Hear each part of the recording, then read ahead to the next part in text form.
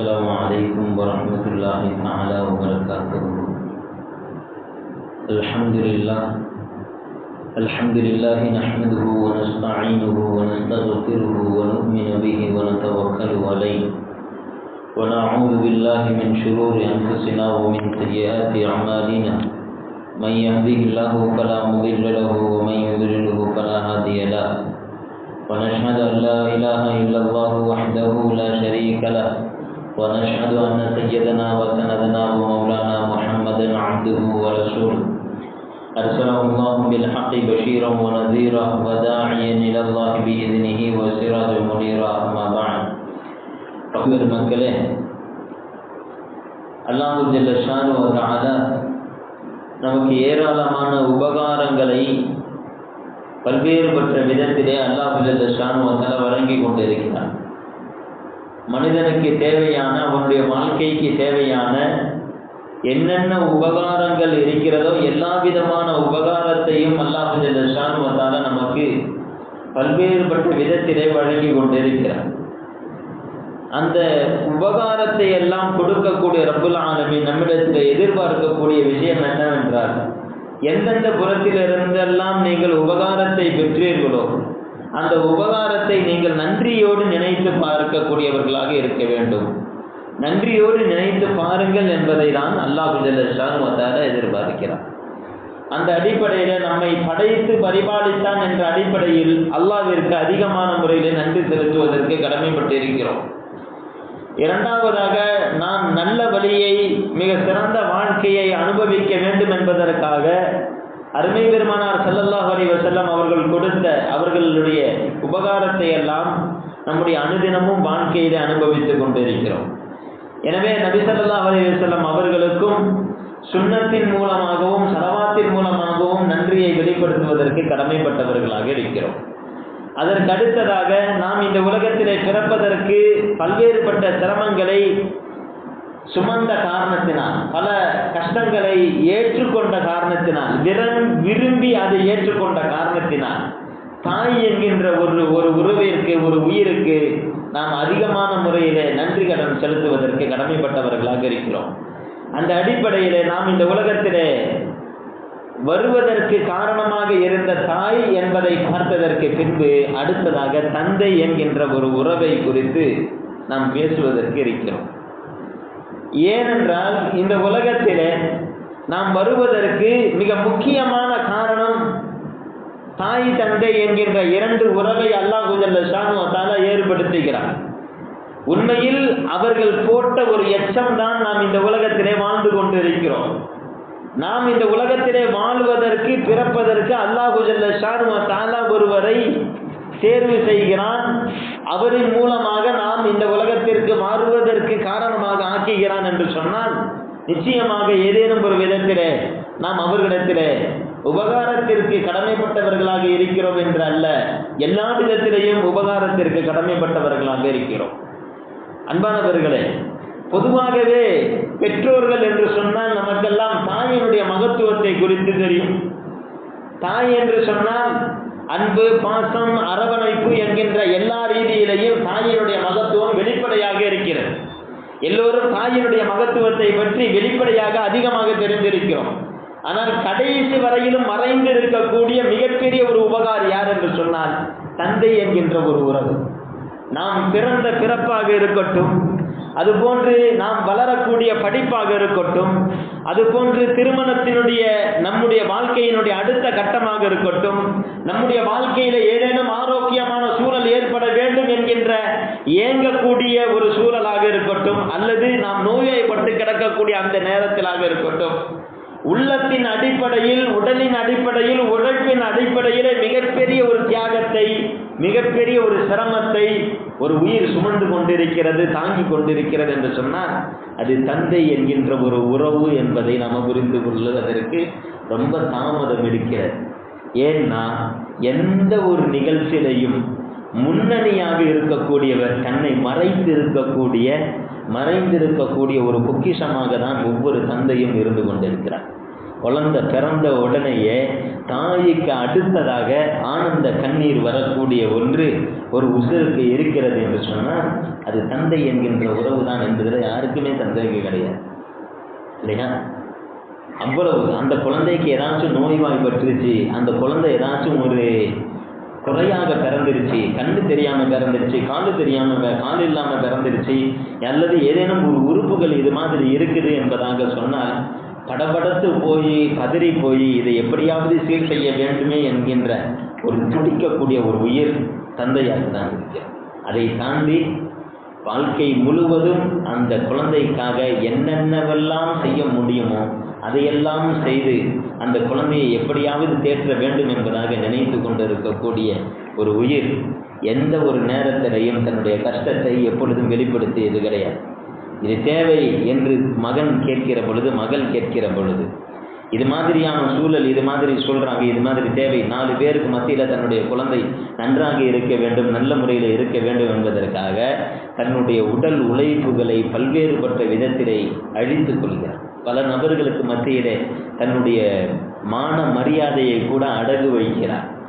அடகு வைத்து கொண்டு அதை சகித்து கொண்டு எவ்வளவோ கண்ணீர்கள், எவ்வளவோ ரணங்கள், காயங்கள் அனைத்தையும் திரைக்கு மறைவிலே ஆக்கி கொண்டு அவன் இருக்கக்கூடிய எல்லா அன்பையும் உள்ளே மடக்கி கொண்டு ஒடுக்கி கொண்டு வெளியிலே சிரித்த முகத்தோடு தன்னுடைய குழந்தையை எப்பொழுதும் மகிழ்ச்சியாக பார்க்க வேண்டும் என்கின்ற ஒரு அற்புதமான ஒரு தன்மை அல்லாஹ் ஜல்ல ஷானு வ தஆலா தந்தை என்கின்ற ஒரு அற்புதமான படைப்பிற்கு தந்திருக்கிறான், உறவிற்கு தந்திருக்கிறான் அப்படின்றத நம்ம பார்க்குறோம். இன்னைக்கு காலையில் அடிச்சிருவார், அடித்ததற்கு பின்னாடி தன்னுடைய குழந்தை நல்ல முறையில் வளரணும், அது பிற்காலத்தில் நல்லபடியாக இருக்கணும் என்பதற்காக அடிச்சிருவார். அடித்ததற்கு பின்பு மாலை வருகிற பொழுது அந்த குழந்தை தூங்கிட்டு இருக்கும்போது தூங்கிட்டாளா என்பதாக மனைவியிடத்தில் கேட்டுட்டு தனியாக சென்று அந்த தூங்கி கொண்டு இருக்கக்கூடிய குழந்தையை வருடி விடக்கூடிய, தடவி விடக்கூடிய தந்தைமார்கள் எத்தனை பேர் உள்ளே இருக்கும். அவ்வளோ வாசம், அவ்வளவு அடிச்சுட்டோன்ற கவலை. ஆனால் அந்த குழந்தைக்கு தெரியாது. அது இஸ்லாம் சொல்லக்கூடிய முறை என்ன அப்படின்றது ஒரு பக்கம் இருந்தால், இஸ்லாம் என்ன சொல்லுதுன்னா, உங்கள் மேலே உங்களுடைய பிள்ளைகளுக்கு நீங்கள் வைத்திருக்கக்கூடிய அன்பை நீங்கள் வெளிப்படையாக காட்டுங்கள், எப்பொழுதுமே மறைக்கிறது கூடாது என்பதாக இஸ்லாம் சொல்கிறது. எல்லாம் அடிச்சுட்டு இது பண்ணிட்டு இவர் கவலைப்படுவார், இவர் தனிமையில் அழுவார், கஷ்டப்படுவார். அந்த குழந்தை தூங்குனதுக்கு பின்னாடி பக்கத்தில் போய் உட்கார்ந்துட்டு அதனுடைய தலையை வருடி விடுவார், தடவி விடுவார். ஆனால் இந்த நிகழ்ச்சி அந்த குழந்தைக்கு தெரியுமான்னா தெரியாது. திரும்பவும் விழிச்சு பார்க்கும்போது எப்படிப்பட்ட ஒரு தந்தையாக தான் பார்க்கும், தன்னை அடித்த ஒரு தந்தையாக தான் பார்க்கும். அது இப்படி தான் நாம் எல்லாமே நடந்துக்கும். ஆனால் இஸ்லாத்தை பொறுத்தவரையிலும் அன்பை வெளிப்படுத்த சொல்கிறார். ஃபாத்திமா ரலியல்லாஹு தஆலா அவர்களுடைய விஷயத்தில் ரசூலுல்லாஹி ஸல்லல்லாஹு அலைஹி வஸல்லம் எவ்வளவு பெரிய ஒரு முக்கியமான இதாக இருந்தாலும் சரி, ஃபாத்திமா ரலியல்லாஹு தஆலா வந்துட்டாங்கன்னா உடனடியாக ரசூலுல்லாஹி ஸல்லல்லாஹு அலைஹி வஸல்லம் அவர்களை அரவணைப்பார்கள். வெளியூருக்கு எங்கேயாச்சும் போயிட்டு வந்துட்டாங்கன்னா முதலாவதாக தன்னுடைய பிள்ளை ஃபாத்திமா ரலியல்லாஹு தஆலா அவரிடத்தில் போய் அன்பை வெளிப்படுத்தக்கூடியவர்களாக இருப்பார்கள் என்பதாக நம்ம பார்க்க முடியும். எங்கேயாச்சும் வராங்க, தன்னுடைய மகளுடைய சப்தம் கேட்குதுன்னா எந்த வேலையை செஞ்சுக்கிட்டு இருந்தாலும் ரசூலுல்லாஹி ஸல்லல்லாஹு அலைஹி வஸல்லம் கதவை திறந்து தன்னுடைய மகளை அணைச்சி நெத்தியில் முத்தமிடக்கூடியவர்களாக எவ்வளவு பெரிய பெண்மணியாக ஆனதற்கு பின்புமே மௌத்து வரையிலுமே ரசூலுல்லாஹி ஸல்லல்லாஹு அலைஹி வஸல்லம் அவருடைய நடத்தை அப்படிதான் இருந்தது என்பதாக சொல்லும்போது நாம் நம்முடைய பிள்ளைகளிடத்தில் அன்பை வெளிப்படுத்துகிற விஷயத்தில் நம்ம தயக்கம் காட்டக்கூடாது. அது ஒளிவு மறைவெல்லாம் வைத்துக் கொள்ளக்கூடாது என்பதை ஷரியத்து நமக்கு காட்டுகிறது. ஆனால் நாம் இங்கே பார்க்கக்கூடிய விஷயம் என்னன்னா, அப்படி அன்பை காட்டாத தந்தைமார்கள் இருக்கிறார்கள் என்பதாக நாம் வெளிரங்கத்திலே பார்த்து வேண்டுமானாலும் சில பிள்ளைகள் சொல்லலாமே தவிர, ஆனால் எந்த தகப்பனுக்குமே தன்னுடைய குழந்தையின் மீது அன்பு இல்லை, பாசம் இல்லை என்பதாக சொல்லவே முடியாது. ஏன்? அவர் காலையிலிருந்து மாலை வரையிலும் உழைக்கிறதே தன்னுடைய குழந்தைக்காக தான், அதனுடைய வாழ்க்கைக்காக தான் உழைத்து கொண்டு இருக்கிறார். எனவே தான் அல்லாஹ் ஜல்ல ஷானு வ தஆலா அந்த உபகாரத்தை நினைத்து பார்ப்பதற்காக, அந்த உபகாரத்தை அல்லாஹு தஆலா வலுக்கட்டாயமாக நினைவுபடுத்துவதற்காக கியாமத்தில் தந்தையினுடைய பெயரை கொண்டுதான் அழைக்கிறார்.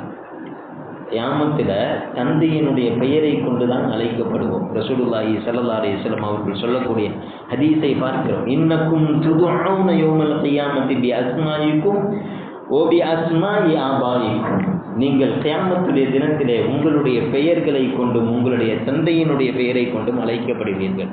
அப்துல் காதரினுடைய மகன் அப்துல்லா, அப்துல் காதரினுடைய மகன் அப்துல்லா எங்கே என்பதாக தான் அல்லாஹ் ஜல்ல ஷானுஹு வ தஆலா அழைப்பார். இப்படி தந்தையினுடைய பெயரை கொண்டு அழைப்பதற்கான காரணம் என்ன என்று சொன்னால், அவன் இந்த உலகத்திலே உதயமாகுவதற்கு உதிப்பதற்கு மிகப்பெரிய ஒரு காரண கர்த்தாவாக அந்த தந்தை இருந்தார் என்கின்ற ஒரு காரணம்தான் என்பதை நம்மினால் பார்க்க முடிகிறது. இது மட்டுமல்ல, இந்த உலகத்தில் மிகப்பெரிய பாதுகாப்பு என்பது அந்த அல்லாஹ் ஜல்ல ஷானுஹு வ தஆலா தந்தையிடத்திலே தான் கொடுத்திருக்கிறான். ஒரு தந்தை ஒரு குழந்தையினுடைய நல்ல ஒழுக்கத்திற்கு நல்ல பண்பிற்கு மிகப்பெரிய ஒரு அரணாக இருக்கிறார், மிகப்பெரிய ஒரு சுவராக இருக்கிறார், மதில் சுவராக இருக்கிறார். அந்த குழந்தையினுடைய நல்லதை என்னென்ன விதத்திலெல்லாம் திட்டமிட வேண்டுமோ அந்தந்த விதத்திலெல்லாம் தன்னுடைய அறிவிற்கு ஏற்றா போன்று அவர் திட்டமிடுகிறார். தன்னுடைய வாழ்க்கையை எப்படி, தன்னுடைய பிள்ளையுடைய வாழ்க்கையை எப்படி அமைக்கணும், அந்த குழந்தையை எப்படி நாம் ஜோடி சேர்க்கணும், அந்த குழந்தையினுடைய சூழலை நாம் எப்படி அமைத்து கொடுக்கணும் என்பதாக அவருடைய திட்டம் என்பது ஏராளமாக இருக்கிறது. எனவே தான் அல்லாஹ் ஜல்ல ஷானுஹு வ தஆலா நல்ல தந்தைமார்களுக்கு ஒரு மிகப்பெரிய ஒரு பாக்கியத்தை கொடுத்திருக்கிறார். என்ன பாக்கியம் என்று சொன்னால், தந்தை தன்னுடைய பிள்ளைக்காக துஆ செய்து விட்டார் என்று சொன்னார்.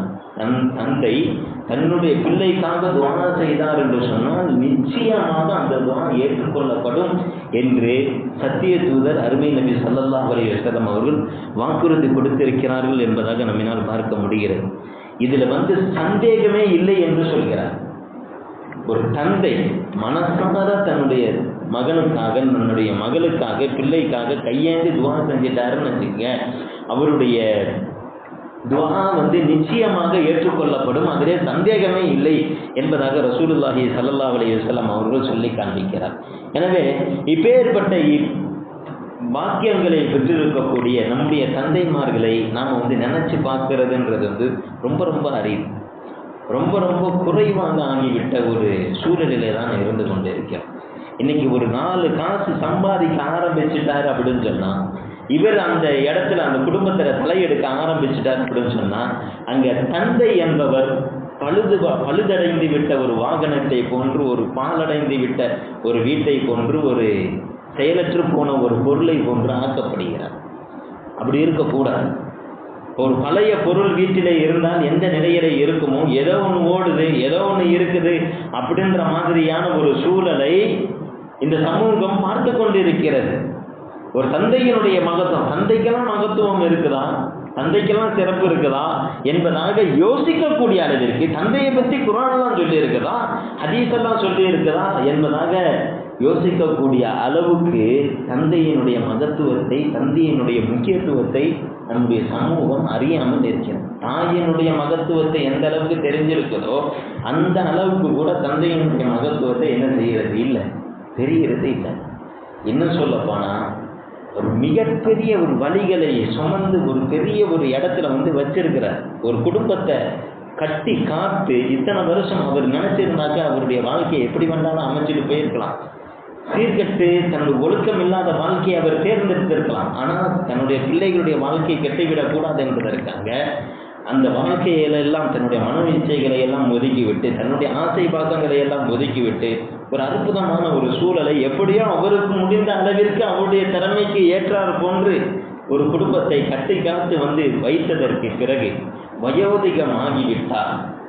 எப்படிப்பட்ட ஒரு சூழல் இருக்கிறது தெரியுமா? சம்பாதிக்க ஆரம்பித்து விட்ட மகன் அந்த தந்தையை மதிப்பது கிடையாது. உடன் இருந்த அதிகாலம் வரையிலும் உடன் இருந்த துணைவி கூட தன்னுடைய கணவனை விட்டுவிட்டு இன்னைக்கு இவன் சம்பாதிக்க ஆரம்பிச்சுட்டான், இன்னைக்கு இவனுடைய அதிகாரம் தான் எல்லா இடத்துலையும் நடக்குதுன்ற காரணத்தினால தன்னுடைய மகன்மார்களுக்கு மட்டுமே ரொம்ப அக்கறையை வெளிப்படுத்தக்கூடிய மனைவிமார்களும் இருப்பதை பார்த்து ரொம்ப ரொம்ப வருத்தம் அடைகிறோம், காயம் அடைகிறோம். ரசூலுல்லாஹி ஸல்லல்லாஹு அலைஹி வஸல்லம் அவர்கள் சொன்னார்கள், நீ சுவனத்திற்கு செல்ல வேண்டுமா, சுவனத்தினுடைய தலைவாசல் தந்தையாக இருக்கிறார் என்று ரசூலுல்லாஹி ஸல்லல்லாஹு அலைஹி வஸல்லம் அவர்கள் சொல்கிறார். இன்னல் வாலித அவ்ஸது மின் அப்வாபில் ஜன்னah, சுவனத்தினுடைய வாசல்களில் நடுவாக இருக்கக்கூடிய மத்திய வாசல் நிலைக்கரமாக இருக்கக்கூடிய ஒன்று தந்தையாக இருக்கிறார். எனவே நீ தந்தையை பேணிக்கொள். அவர்கள் அறிவிப்பு செய்கிறார்கள். ரசூலுல்லாஹி ஸல்லல்லாஹு அலைஹி வஸல்லம் சொல்றார், நீ நாடினாய் என்று சொன்னால் அந்த பாபை உனக்கு இல்லாமல் நாசமாக ஆக்கிவிடு, அல்லது அல்லது அந்த வாசலை, அந்த சுவனத்தினுடைய வாசலை நீ பேணி பாதுகாத்துக்கொள் என்பதாக ரசூலுல்லாஹி ஸல்லல்லாஹு அலைஹி வஸல்லம் அவர்கள் சொல்கிறார். ஒரு தந்தையினுடைய மகத்துவத்தை பொறுத்த புரிந்து கொள்ள வேண்டும். ரசூலுல்லாஹி ஸல்லல்லாஹு அலைஹி வஸல்லம் அவர்கள் சொன்னாங்க, இன்னைக்கு காசு சம்பாதிக்கும் போது காசு அதுவரையிலும் அவருடைய உழைப்பினால் தான் வந்திருக்கிறோம், அவருடைய வேர்வையில தான் வந்திருக்கிறோம், அவருடைய கவலையில தான் வந்திருக்கிறோம். இன்னைக்கு 4 காசு சம்பாதித்ததற்கு பிறகு அந்த பெற்றோர்களுக்கு கொடுக்கிறதற்கு காசு கொடுக்கணும், மந்த்லி ஒரு காசு ஒதுக்கணும் அப்படின்னு சொல்லும்போது அதை ஒரு சுமையாக நினைக்கக்கூடிய பெற்றோர்கள் பிள்ளைகள் இருக்கிறார்கள். மனைவிக்கே கரெக்டாக இருக்குது, பிள்ளைகளுக்கே கரெக்டாக இருக்குது, நமக்கே கரெக்டாக இருக்குது, இதில் வேற நம்முடைய பேரண்ட்ஸ் வேற கொடுக்கணுமா, மந்த்லி இவ்வளோ வேற கொடுக்கணுமா, அதை கொடுக்கும்போது ஒரு பெரிய ஒரு பாரமாக நினைப்பது உண்டு. ரசூலுல்லாஹி ஸல்லல்லாஹு அலைஹி வஸல்லம் பகிரங்கமாக அந்த அறிவிப்பை செய்தார்கள். உங்களுடைய பெற்றோர்களுடைய விஷயத்தில் நீங்கள் செலவு செய்வதற்கு உங்களுக்கு கனமாக இருக்கிறதா, சிரமமாக இருக்கிறதா? ரசூலுல்லாஹி ஸல்லல்லாஹு அலைஹி வஸல்லம் சொன்னாங்க, இன்னமா துர்ஸகூன வ துன்ஸரூன பிதுஅஃபாஇ, உங்களுக்கு அல்லாஹ் தஆலா இந்த பொருளாதாரத்தை ஏற்படுத்தியதை உங்களுடைய பெற்றோர்களுக்கு நீங்கள் செலவு செய்ய வேண்டும் என்பதற்காக தான். அந்த பெற்றோர்கள் மாத்திரம் இல்லை என்று சொன்னால் உங்களுக்கு இந்த பொருளாதாரத்தை அல்லாஹ் எடுத்திருப்பான், அதில் நஷ்டத்தை கொடுத்திருப்பான், அல்லது ஒரு நோயை கொடுத்திருப்பான். கடுமையான எழுந்திருக்க முடியாத அடுத்தவரிடத்திலே கையேந்தக்கூடிய ஒரு சூழலை ஒரு செகண்டிற்கு மாற்றுவதற்கு அல்லாஹ்வினால் முடியாது என்பது அல்ல, முடியும்.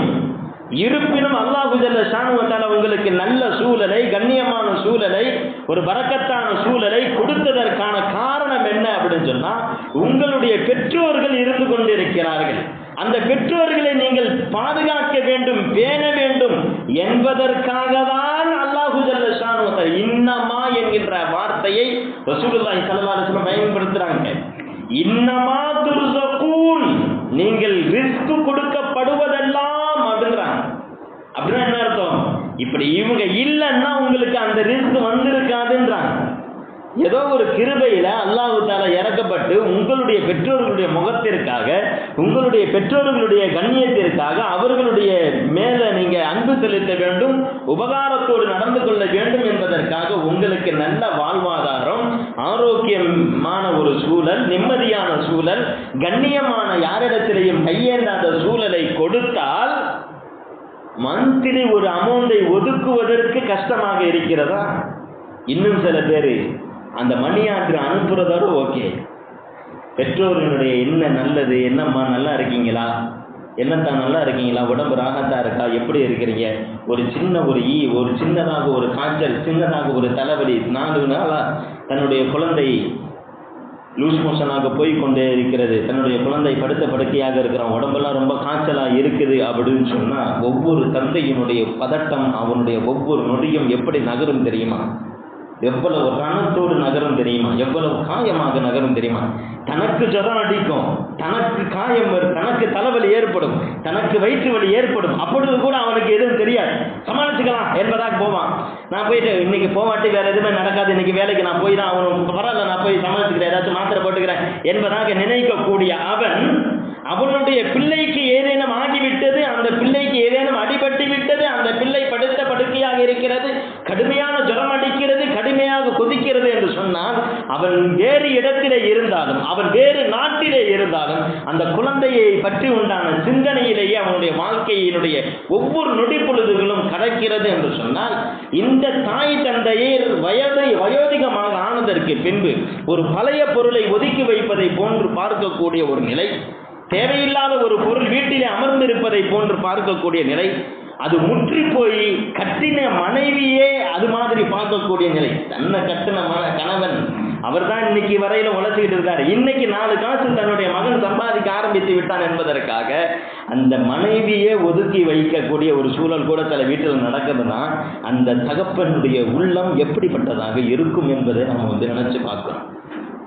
நம்ம நினச்சி பார்க்குறோம். நாம் எப்பொழுதுமே பொதுவாகவே எந்த ஒரு ரோஷம் உள்ள தகப்பனும் சரி தன்னுடைய மகன் காசு கொடுக்கறத எப்பொழுதுமே ஏற்றுக்கிறது கிடையாது. நிர்பந்தமான நேரத்தில் மட்டும்தான் ஏற்றுக்கிறார். தன்னுடைய மகனிடத்தில் கையேந்தி காசை வாங்குறதுக்கு நீங்கள் இது மாதிரி வச்சுங்கட்டா, இது செலவுக்கு வச்சுங்கட்டான்னு சொல்லும்போது கூட எந்த ஒரு தகப்பனுக்கு ஒரு கஷ்டமாக தான் இருக்கும். அந்த கஷ்டத்தை சொல்லி முடிக்க முடியாது, அது வார்த்தைகளினால் உணர்த்த முடியாது. அப்படிப்பட்ட ஒரு மனநிலையில தான் இருக்கும். அதை மீறி ஒரு தகப்பன் தன்னுடைய மகனிடத்தில் கேட்கிறார் என்றார். ஒரு தகப்பன் தன்னுடைய மகனிடத்தில் ஏதாச்சும் காசு கேட்கிறார், ஏதாச்சும் உதவி செய்யப்பா, இது பண்ணு என்பதாக சொல்லுகிறார் என்று சொன்னால் பல வழிகளை கடந்து பல வழிகளை அவர் கடித்து மென்று விட்டு தான் தன்னுடைய மகனிடத்தில் பேசுகிறார் என்பதை நாம் புரியணும். இதை கூட புரிந்து கொள்ளாத மகன்கள், பெற்றோர்கள், பிள்ளைகள் இருக்கிறார்கள் என்றால் அது எவ்வளவு பெரிய ஒரு கைசேதமான ஒரு சூழல் என்பதை நினைச்சு பார்க்கணும். ரசூலுல்லாஹி ஸல்லல்லாஹு அலைஹி வஸல்லம் அவரிடத்தில் ஒருவர் வருகிறார், இது மாதிரியான மனநிலை கொண்டவர். யார் ரசூலுல்லாஹ் ஸல்லல்லாஹு அலைஹி வஸல்லம் அவர்களே, எனக்கு பிள்ளைகள் இருக்கிறது, இன்ன அபி யஹ்தாஜ மாலி, எனக்கு மனைவி மக்கள் எல்லாம் இருக்குது. இந்த நேரத்தில் என்னுடைய பொருள் எல்லாம் என்னுடைய தந்தை எடுத்துக்கிறார். சில தேவைக்காக அவர் பாட்டுக்கு எடுத்துக்கிறாரு. அது எனக்கு கொஞ்சம் நெருக்கடியான சூழலை ஏற்படுத்துகிறது என்பதாக சொல்கிறார். ரசூலுல்லாஹி ஸல்லல்லாஹு அலைஹி வஸல்லம் அவர்கள் ரொம்ப வருத்தம் அடைஞ்சாங்க. தந்தையினுடைய விஷயத்தில் நீ ஒரு பொருளை கொடுக்கறதுக்கு உனக்கு கஷ்டமாக இருக்குதா? நேற்று வரையிலும் இதுவரையிலும் வளர்ந்து நின்றது இவ்வளவு பெரிய ஒரு சூழலை ஏற்படுத்தியது அவருடைய ஒரு உழைப்பினால தானே, அவருடைய ஒரு உபகாரத்தினால தானே, அவர்களுடைய ஒரு எச்சமாக தானே நாம் இந்த உலகத்தில் வாழ்ந்து கொண்டிருக்கிறோம். ரசூலுல்லாஹி ஸல்லல்லாஹு அலைஹி வஸல்லம் அவர்கள் சொன்னார்கள், அந்த மாலுக லிஅபீக, நீ அல்ல, உன்னுடைய பொருள் அல்ல, நீயும் உன்னுடைய தந்தைக்கு உரிமையானவர், அதாவது உன்னுடைய தந்தைக்கு உரித்தானவர். அதாவது உன்னை நினைத்தால் அவர் விற்று விடுவதற்கும் உன்னை விற்று அதன் மூலமாக பொருளை சம்பாதிப்பதற்கும் அவருக்கு உரிமை இருக்கிறது என்று ரசூலுல்லாஹி ஸல்லல்லாஹு அலைஹி வஸல்லம் அவர்கள் சொல்கிறார். ஷரியத் அடிப்படையில் ஒரு மகன் பிள்ளையை விற்கக்கூடாது, பெற்றோர் தங்கள் பிள்ளையை விற்கக்கூடாது. இருந்தாலும் ரசூலுல்லாஹி ஸல்லல்லாஹு அலைஹி வஸல்லம் இங்கே அந்த அளவுக்கு உரிமை இருக்குது என்பதாக சொல்கிறார்கள். அந்த அளவுக்கு உரிமை இருக்கும் பொழுது நீ எப்படி உன்னுடைய பொருளாதாரத்திலிருந்து கொஞ்சம் எடுத்துக்கிறதுல நீ என்னிடத்துல என்ன செய்யலாம், ஆட்சேபனை செய்ய தெரிவிக்கலாம் என்பதாக சொல்லிவிட்டு ரசூலுல்லாஹி ஸல்லல்லாஹு அலைஹி வஸல்லம் அவர்கள் சொன்னார்கள், இன்ன அத்யப மா அகல்து மின் கஸ்பிக்கும், நீங்க செலவு செய்யறதிலேயே மிக சிறந்த செலவு எது என்று சொன்னால், நீங்க கையார சம்பாதித்து உழைத்து சம்பாதித்து அதை நீங்க செலவு செய்யறீங்களே அதுதான் மிக சிறந்தது என்பதாக சொல்லிட்டு உங்களுடைய பிள்ளைகளும் உங்களுடைய சம்பாத்தியத்தில் உள்ளதுதான் என்று ரசூலுல்லாஹி ஸல்லல்லாஹு அலைஹி வஸல்லம் சொல்லுவாங்க.